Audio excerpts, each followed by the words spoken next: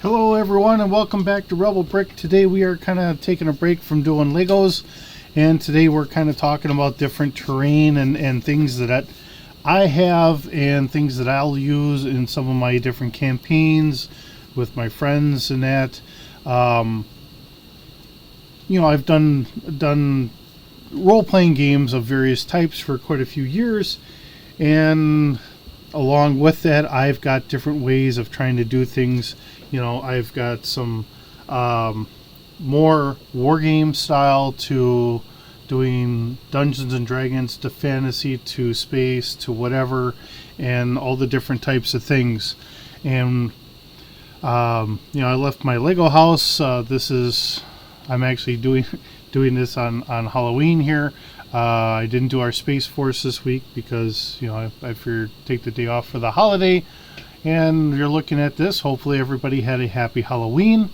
But as we're looking at all this, if you're doing role-playing, there's different ways you can do it, from going out and getting like the Icons of the Realm, the WizKids WizLock sets, or just different terrain features. This is part of WizLock. These are only half walls. They have half walls, full walls, whatever you're trying to do. If you're trying to do, this is from a game called BattleTech. Whether you want to paint stuff up a little bit more ornate for a desert camouflage. This is a plastic miniature that I got, I think, when I was about 16. So quite a few years ago. The old design for the old Warhammer. Whether you want to do something a little bit more in depth on your painting, or here's the old Atlas, and this is out of a newer set, and you just kind of throw some just base color on there so it's a little something besides just the gray. It's all how much you want to put into it, how much time you have, and everything else. And I spend quite a bit of time doing a lot of Lego stuff and all that. I also, as you've may or may not have watched, we started a D&D, and that's all out of a campaign that I had created for my friends. And I'll do similar things with Star Wars, or we've done Star Trek, and we've done. I've got one friend that had gotten me to do a little bit of a Warhammer. So, and in today's day and age, the fact that you can find a lot more stuff out of Lego that you can use for Warhammer. So when they're making their models and that, they can have custom Warhammer looking stuff. Or if you want to get all the way down to just doing, here's just some paper. This is just regular paper. This is just going to be a rat, and it's just paper. I have R1 on the back side, so it's just rat 1, so I have a way to mark it. And then this is the direction that he's facing. Just something simple. This was a nice idea. Unfortunately, I had to kind of tape this in here a little bit, but I can change out the picture. So I get a front side, and then on the back I got it labeled what it is. So if I'm looking at whatever, or you could have the paper cut down a little bit more. This one's intended just so I can lift it up and change it out for whatever I needed. Stuff like this is great when you don't have a lot of room. You can kind of take it apart. Everybody's got their own stuff. I've got a couple like fishing tackle boxes that I usually put my miniatures in. So depending on what you have available, what room you have, how much you want to put into it. This is easy because all I do is I'll find somebody's print. So I don't know who made this. And this wasn't a bought one. This was something I found online, and I printed it off just to make it work or whatever. So if this is somebody else's, seeing that this is going up on YouTube and you recognize it, I give you a lot of credit for what you have done, because I used to draw at one point. My artistry is not very good anymore. I'm better at stick pictures and stuff like that today. you notice that I have a lot of paper maps. Paper maps are great because you can store them, and it doesn't take up a lot of room. You can cut it down or whatever, so that way you just use whatever room you have instead of having all these big papers or whatever. I've done this for some terrain for the guys, using Legos and Lego buildings and stuff like that. Here's some miniatures that are pre-painted. I don't know if I'll get around to painting them or not.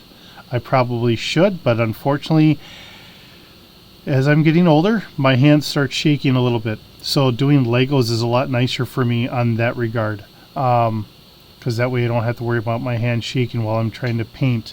Here's a lizard man, and as you're trying to paint like the satchel, the loincloth, his scabbard, brown on the knife handle, I've seen people being able to do a lot better than this, but this is a basic paint job of mine.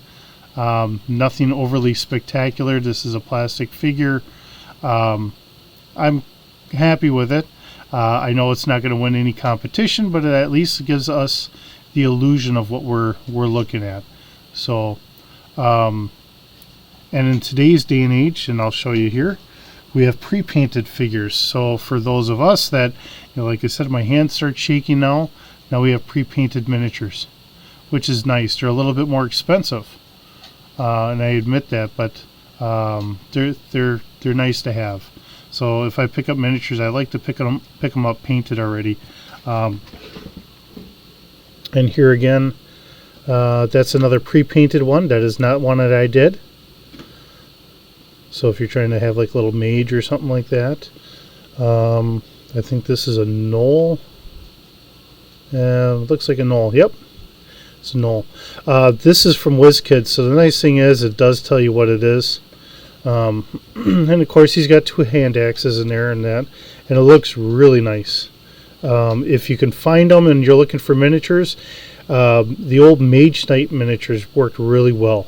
They have the little clicks on the bottom. My Lego minifigures, they work pretty good.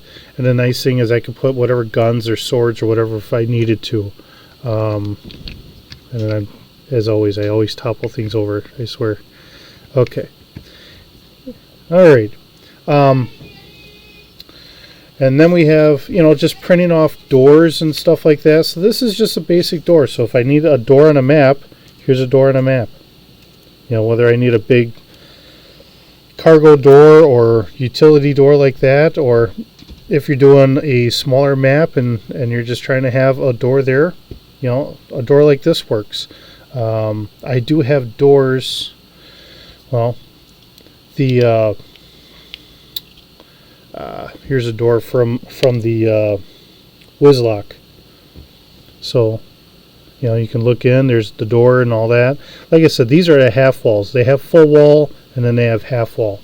I thought I would like the full wall a little bit more, but unfortunately, when you're trying to look down into it and everybody's sitting around my pool table, which my pool table gets used for everything but playing pool with.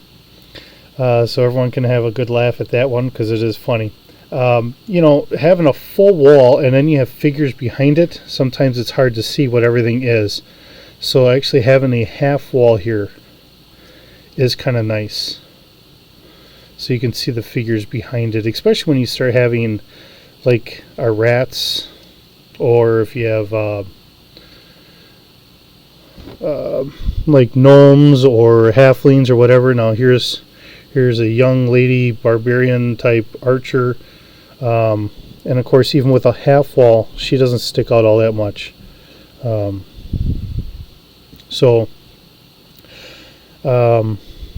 I got this one because I came with a couple other figures or whatever, and I figured, well, here's an entrapment, so if you're saying that you have to rescue some people that are stuck in a dungeon or something like that, that's fine. If you're playing certain games, and to throw this out here, there's nothing wrong with sitting there saying, hey, look, here we have the Baroness from G.I. Joe. If you guys are happy and you have the room and everybody comes with their own, say, G.I. Joe figure or whatever action figure you have. You could do that too. It's whatever works for your group, really.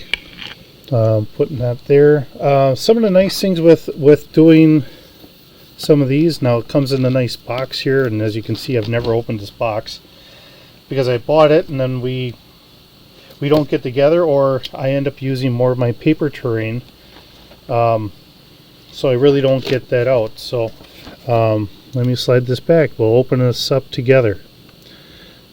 As it sits here and collects dust, as you can see, the hardest part is when everybody works every other weekend and then you're trying to get together, but unfortunately other things come up on those weekends.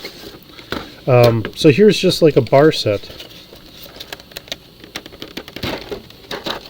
So as I try to take all this out here, if you want to set up a bar, so we can have a nice tavern here, we can have them set there, have her figure belly up to the bar, some table and chairs, and you can give some depth, or you can keep it very basic and you can print off little tokens and put it down on a map.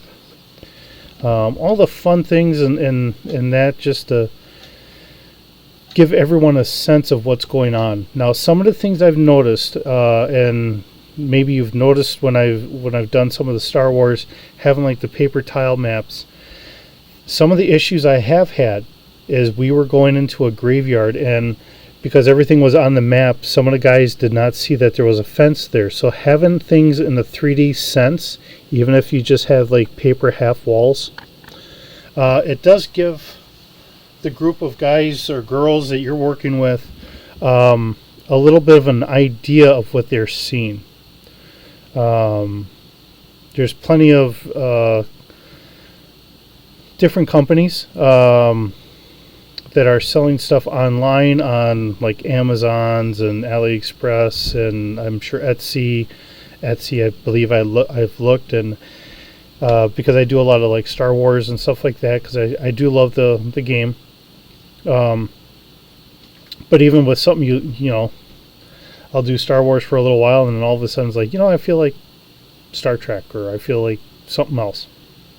It's like playing video games. I do quite a bit of video games and stuff like that as well. So every once in a while you just feel like changing it up. So, tonight might just be a one-off, and hey, we'll do a little campaign on something else, and then we'll come back to it. But like I said, if you're looking on Etsy, you can find some great ships. You can find other terrain pieces. Amazon has got a bunch of different companies, whether it's WizKids with Icons of the Realm, the Warlock, Ender Brick is another company. I know there's more companies out there. I just know that I looked up today because I was kind of thinking maybe trying to get a different Coliseum. But I do have a Coliseum, and I printed it off on paper. So actually, let me try and see if I can't. Well, it's kind of big. It is actually about the size of these two pieces of cardboard, and it's actually on a poster. So it's actually got the glossy cover on top, and I'll set that down on a pool table. That's my Coliseum. So trying to change things up, add different things. I enjoy writing games, and I enjoy creating things. That's why I do the Legos. And as I said, my hands start shaking after a while. I'll be painting, and all of a sudden my hands start shaking. It's like, would you knock that off? And I'll get going, and it just starts shaking or whatever. Just says I'm getting to be old. So, you find what works for you, and here are some great things. The only thing I will say, I really do like the Wizlock, and throwing like the Icons of the Realm stuff in there. The only negative thing I will say, and it's not really much of a negative, it's fun seeing it, it's fun having it together, but sometimes when I'm trying to put it together, Hopefully we can show you this if you're in a decent way. Because this actually has, if I can find the pieces here. Here they are. Okay. So it has these little clips, and I'm going to put one together here so you can kind of see this. So this is an expansion set. This isn't the base set. So this is good for, like this sits in here. You know, you can add this in, and if you get walls, floor tiles, I don't have any floor tiles here. So what I'd have to do is I'd have to put some walls together or something. Okay, so putting this together, you actually snap that in there, but then it needs to go in there farther, so then it goes farther in, and then when you snap this on there, this is a double door, which is kind of nice. Use one of these, and you can snap it together here. It's got 3 different spots here, so whatever works for you, which is fine, but you don't want to keep that gap. You typically snap that all the way in there, and then when you're trying to take that apart, now you're trying to get this out of here, and after a while I find it kind of hurts my fingers. So then I end up, I've got a small little Swiss Tech knife, and maybe this is blasphemy, I don't know, but I kind of pop it just a little bit,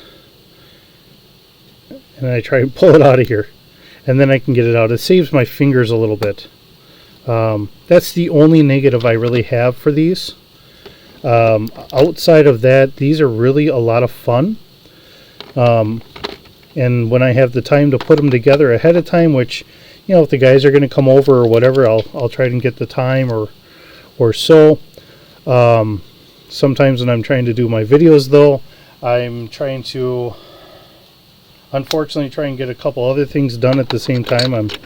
I end up rushing a little bit more than I really want to, because I want to spend time with my family so they don't get upset with me, and I don't have a grumbly wife, because, you know, she needs to know I'm there for her as well. And I think if she was doing or gone all the time doing videos on this, I might get a little grumbly too. So I think fair is fair on that.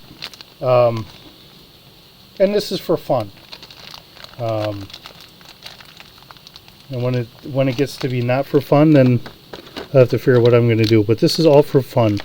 And I'm always appreciative of everybody that stops by and watches the videos and sees all the silliness that I do. But these are different ideas. Like I said, this stuff does have a little bit of a cost to it. This itself, I don't know if I have a price tag on here anymore or not. I think that was like $40. So when you're talking about this, and you know, this has been sitting there for a little bit, and you saw the dust on there. You know, there is a little bit of a cost to this. So when you start thinking about how much this is, and then another $100 for a base set, compared to, I think that was like 45 bucks for my Lego little house here, and then whatever. Or if you're trying to be as cheap as you can, try and see what you can print out. You can find some buildings online. They may not be perfect for the size, and I guess if you really want to adjust it, if you're decent with a computer, probably a lot better than I am, because I'll say I'm mediocre at best.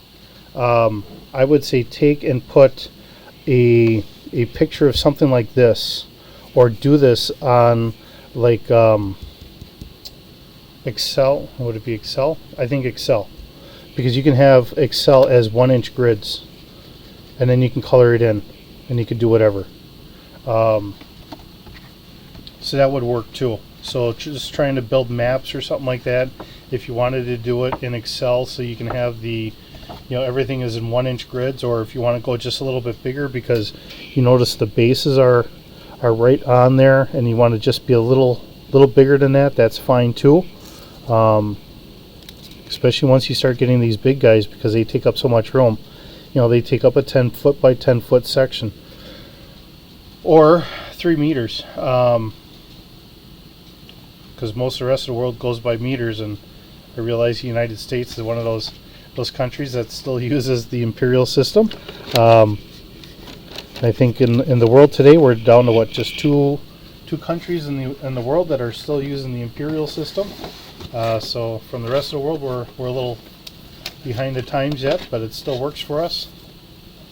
And you can throw in all the jokes in there, and you know, we will use anything but the metric system. So at some point maybe somebody will say it's 2 kobolds in length or something like that before we actually start measuring in metric.